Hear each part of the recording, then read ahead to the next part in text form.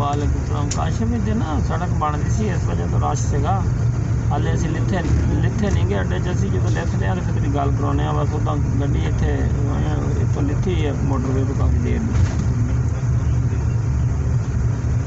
हाँ जी ठीक।